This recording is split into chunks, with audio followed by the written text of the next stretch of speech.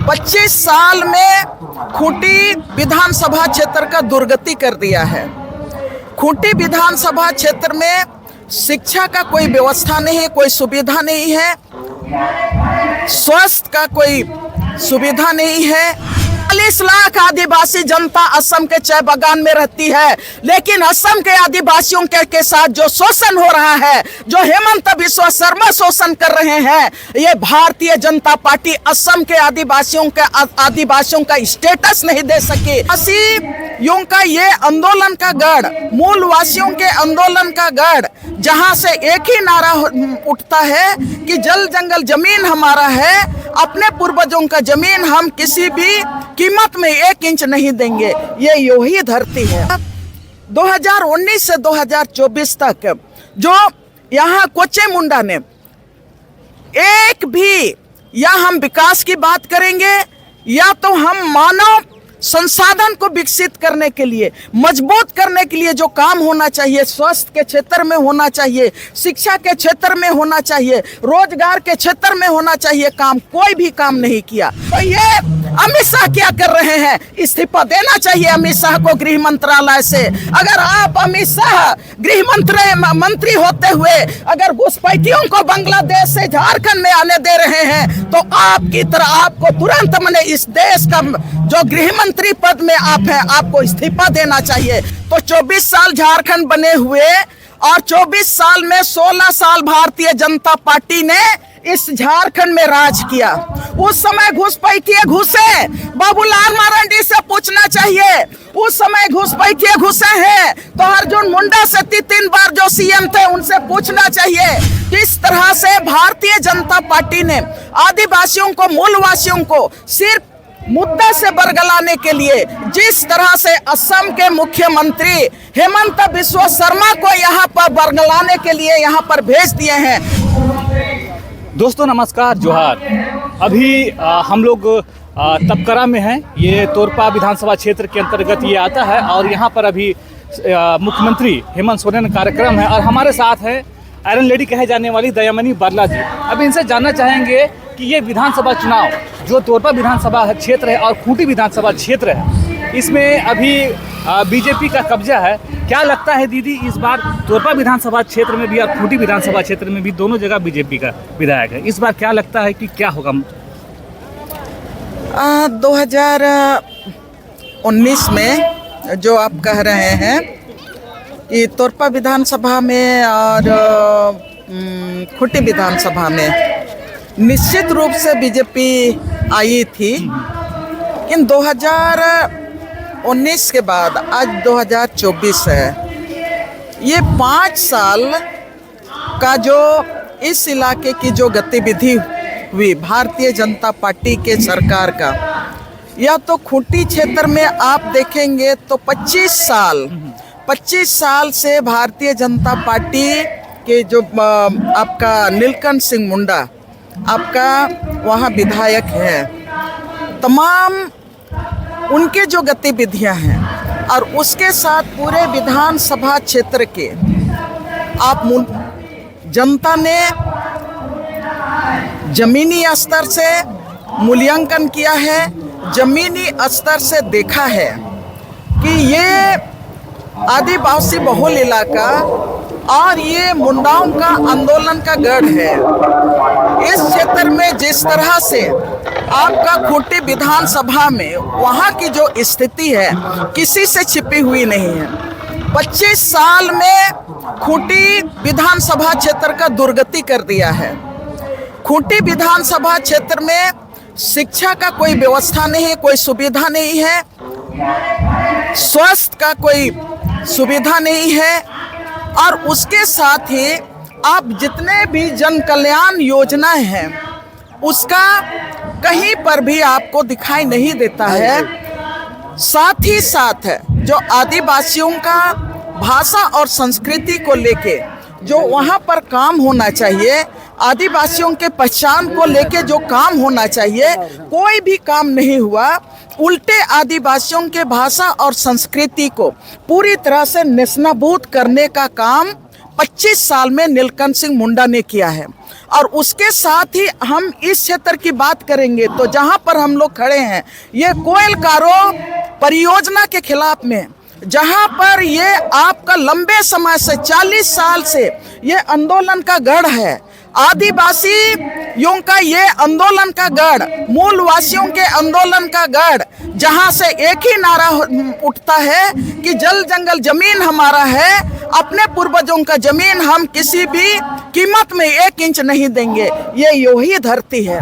और यहाँ पर भी ये तपकारा में 2 फरवरी 2001 को जो गोली चली थी वो यहाँ जो अभी कोचे मुंडा है विधायक भारतीय जनता पार्टी के, उनके उपस्थिति में ये तपकारा ओपी परिसर में चलाई गई थी, जिसमें 8 आदिवासी मूलवासी शहीद हुए हैं। उसके बाद भी यहाँ के आदिवासी और मूलवासियों ने एक ही नारा दिया कि हम 8000 शहादत देने को तैयार हैं, लेकिन हम किसी भी कीमत में हम अपने पूर्वजों का जमीन नहीं देंगे। ये यही धरती है। और ये जो आपने सवाल किया 2019 से 2024 तक जो यहाँ कोचे मुंडा ने एक भी, या हम विकास की बात करेंगे या तो हम मानव संसाधन को विकसित करने के लिए, मजबूत करने के लिए जो काम होना चाहिए, स्वास्थ्य के क्षेत्र में होना चाहिए, शिक्षा के क्षेत्र में होना चाहिए, रोजगार के क्षेत्र में होना चाहिए काम, कोई भी काम नहीं किया।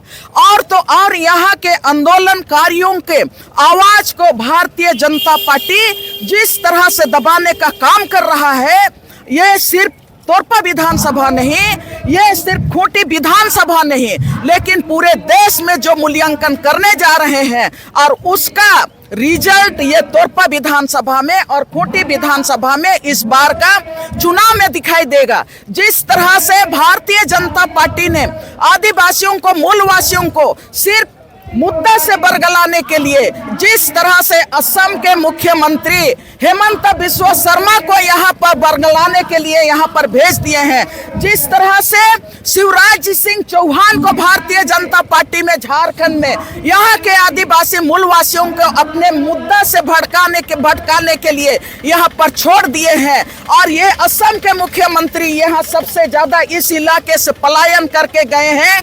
तो ये तोरपा विधानसभा के क्षेत्र के लोग हैं, खूंटी विधानसभा के क्षेत्र के आदिवासी हैं जो असम में रहते हैं। 40 लाख आदिवासी जनता असम के चाय बागान में रहती है, लेकिन असम के आदिवासियों के साथ जो शोषण हो रहा है, जो हेमंत बिस्वा शर्मा शोषण कर रहे हैं, ये भारतीय जनता पार्टी असम के आदिवासियों का स्टेटस नहीं दे सकी। उनको जो बुनियादी सुविधा होना चाहिए असम के चाय बागान में, वो बुनियादी सुविधा नहीं दे सकी। स्वास्थ्य के क्षेत्र में, शिक्षा के क्षेत्र में, तो ये सारा चीज का जिस तरह से आदिवासियों के विकास की बात करते हैं, तो मैं ये कहना चाह रही हूँ, आपसे के द्वारा मैं ये बताना चाह रही हूँ कि ये तोरपा विधानसभा और खूंटी विधानसभा केवल की बात नहीं है, लेकिन पूरे झारखंड के आदिवासी और मूलवासियों को जिस तरह से बरगलाने के लिए भारतीय जनता पार्टी काम कर रही है, उसका पूरा सूद और मूर के साथ यहाँ पर उनको ये विधानसभा 2024 में हम लोग उनका नाप के देंगे। जिस तरह से हम लोगों ने लोकसभा में हम लोग भारी मतों से यहाँ से गठबंधन के प्रत्याशी को जिताने का काम किए, अभी भी ये तोरपा विधानसभा से गठबंधन भारी मतों से जीतेगा और भारतीय जनता पार्टी का नमो निशान यहाँ से मिटेगा। ये हम कहना चाहते हैं। आदिवासियों की हितैषी पार्टी है भाजपा। अभी जो घुसपैठी घुस रहे हैं, वो लोग टारगेट कर रहे हैं कि घुसपैठी यहाँ पर घुस रहे हैं हेमंत सरकार के रहते हुए घुसपैठिए घुस रहे हैं।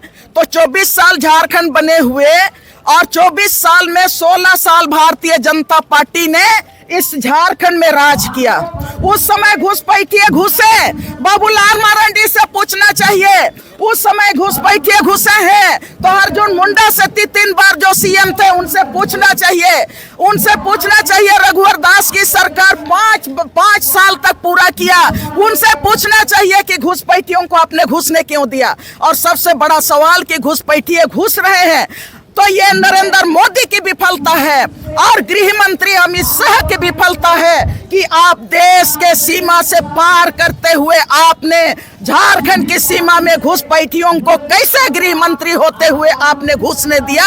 ये भारतीय जनता पार्टी की विफलता है, नरेंद्र मोदी की विफलता है और ये गृह मंत्री की विफलता है। उनको तो शर्म आनी चाहिए ये कहने के लिए कि हेमंत सरकार के समय में घुसपैठिए घुसे हैं।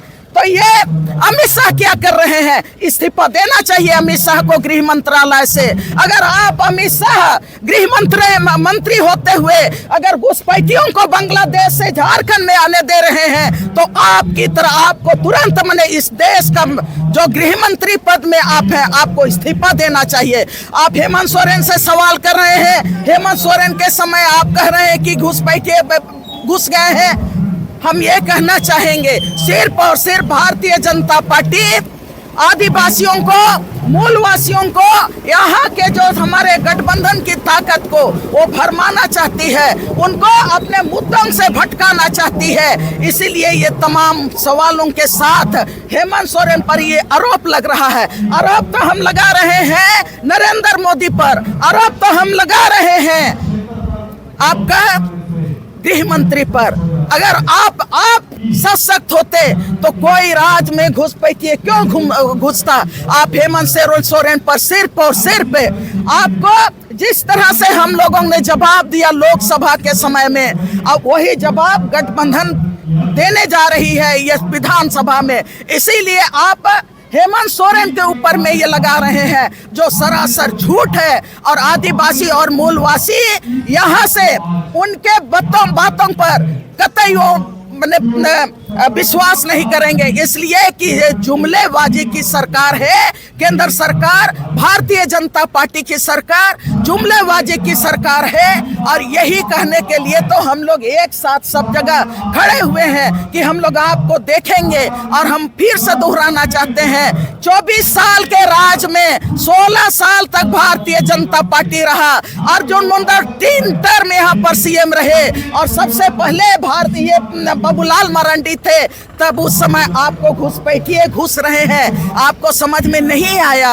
उस समय आप तेल में कान में तेल लगा के सोए हुए थे, सिर्फ और सिर्फ ये गठबंधन को तोड़ने के लिए और गठबंधन की शक्ति को कमजोर करने के लिए ये हेमंत सरकार पर ये आरोप लगा रहे हैं। फिर से मैं अंतिम में कहना चाहती हूँ कि अगर ये जो हेमंत बिस्वा शर्मा को अगर इतना ताकत है, आदिवासियों की चिंता है, तो असम के आदिवासियों को आदिवासी का स्टेटस क्यों नहीं देता है, क्यों नहीं दे रहा है?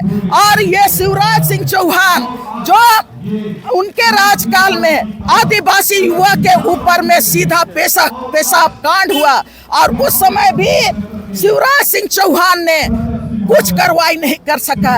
यही सरकार है जो आज हेमंत सोरेन पर ये इल्जाम लगा रही है, सिर्फ और सिर्फ यहाँ का गठबंधन को कमजोर करने के लिए। लेकिन इससे यहाँ के लोग, संघर्षशील लोग जो आज तक आदिवासी और मूलवासी हमेशा प्रेम से रहते आए हैं, उनको हिला नहीं सकेगा।